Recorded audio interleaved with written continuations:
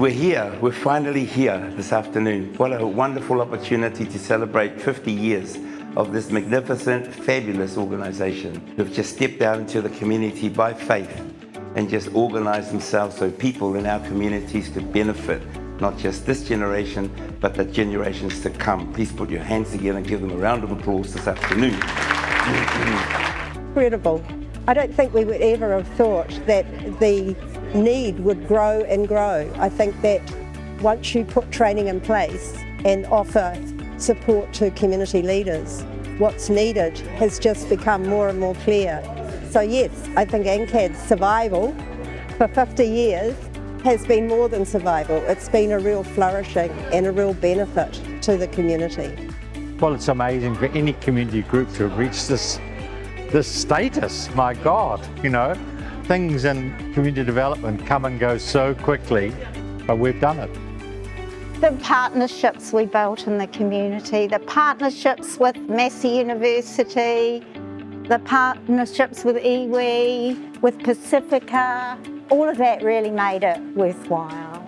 ANCAD's got a history with the Pacifica community on the North Shore, but also to link to wider communities and wider organisation for support. And I continue on embracing the work that ANCAD are doing for our community.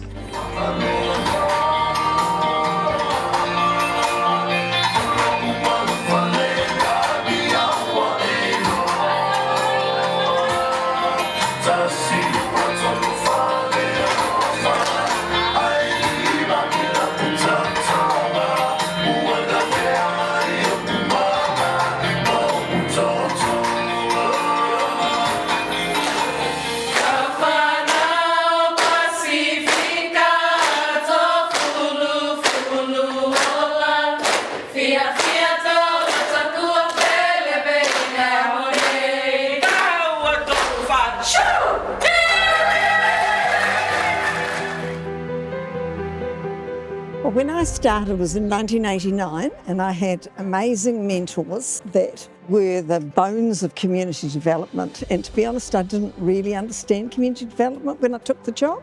And I was brought up in a very rural community in the South Island with a population of 60.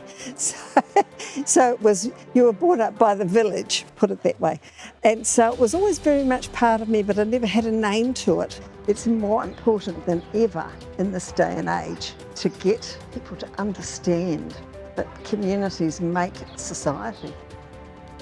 I first became involved in 1990 when Catherine McClintock was the CEO. And I was there on behalf of Youthline. I suppose it's about being connected to community and agencies and making sure that the governance is right so that the work can happen. And then there was also the various organisations that just needed a bit of an assist to make sure that they were viable and effective. And to do that without becoming the organisation was a real challenge, because that's not ANCAD's role. I was invited to set up a program called Auckland Community Accounting. So we've had several hundred students go through the program, and we've helped over 150 not-for-profits with their accounting during that time. I work in the family violence prevention space, but it's also around community wellbeing, building community cohesion, and supporting people to know where they can go for help, but also to know those great people and assets that we have within the community. ANCAD has reached out to every corner of the community. Tangata whenua, Pacifica, the Asian communities, the wide migrant groups that live across North Auckland, the grey power groups, the youth, the young, the children, the lonely, the disaffected and the disadvantaged. They've all been there in one form or another in our work. There are lots of differences when I look back 50 years ago, but there are also a lot of things that are still the same, and today is such an expression of that. Where we all enthusiastically meet each other, we know that all of us are passionate about what we believe in and what we want to contribute to community. This isn't just a celebration, of years gone by, but it's a testament to the enduring spirit, dedication and resilience of everyone who has been a part of this journey. So the work has a long history of helping the grassroots communities, and that's why people wanting to come and celebrate this important moment. So I worked with ANCAD for 7 years, and I remember we celebrated the 40th anniversary 10 years ago. It's not so much also, oh, this happened or that service was created or this impacted a social policy change with the government. It was more about actually understanding the motivation and the inspiration of people who, through their own generosity, like either just volunteered or put themselves forward or argued the case.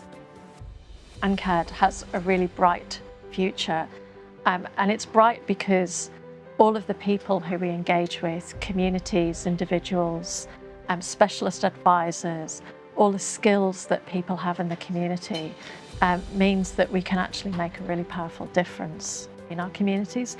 We have plans for so many new programs coming next year, like our incubator program for not-for-profit organisations, expanding our work with Rangatahi and Tamariki. We're really excited about what comes next.